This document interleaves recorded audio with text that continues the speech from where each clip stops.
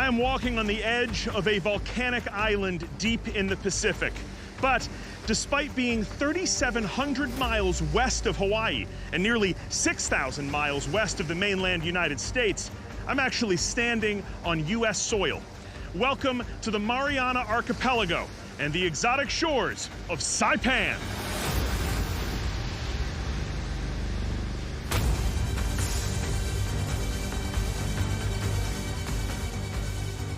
During World War II, Saipan is part of the Empire of Japan's absolute defense zone, protecting essential shipping and supply routes and acting as a crucial airbase. In June of 1944, the U.S. invades.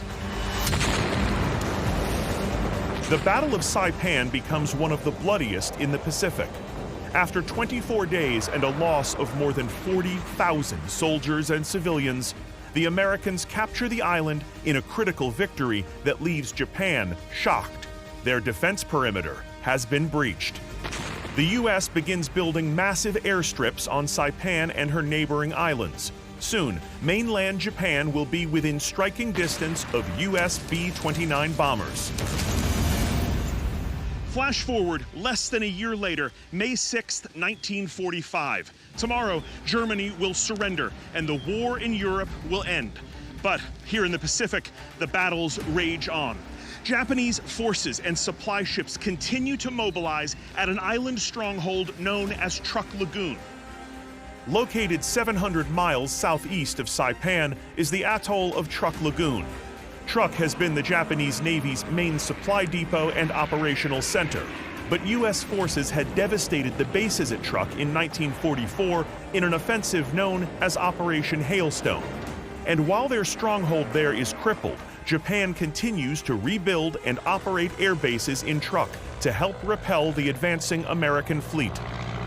In response, the U.S. deploys 36 state-of-the-art P-47 Thunderbolts on a daring raid to neutralize the threat. The Thunderbolt is one of the toughest planes in World War II, with unmatched firepower. Now, a squadron of them flies over the vast empty ocean to strike Truk Lagoon. The planes hit Japan's sea base and airfield on the island of Ueno, before strafing nearby Dublin Island. The attack goes off as planned, but not for everyone.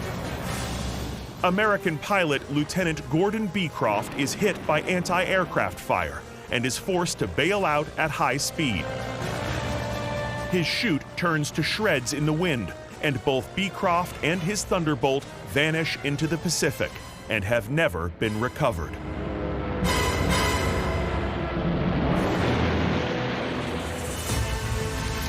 Now, 80 years later, the historians at Project Recover have taken up Beecroft's case and are determined to find his lost Thunderbolt. Recent testimony from an American hero is narrowing down the search zone, and a next-generation autonomous sonar vehicle could finally pinpoint the plane's location. So join me on a historic mission to honor an American MIA hero by searching for the lost Thunderbolts.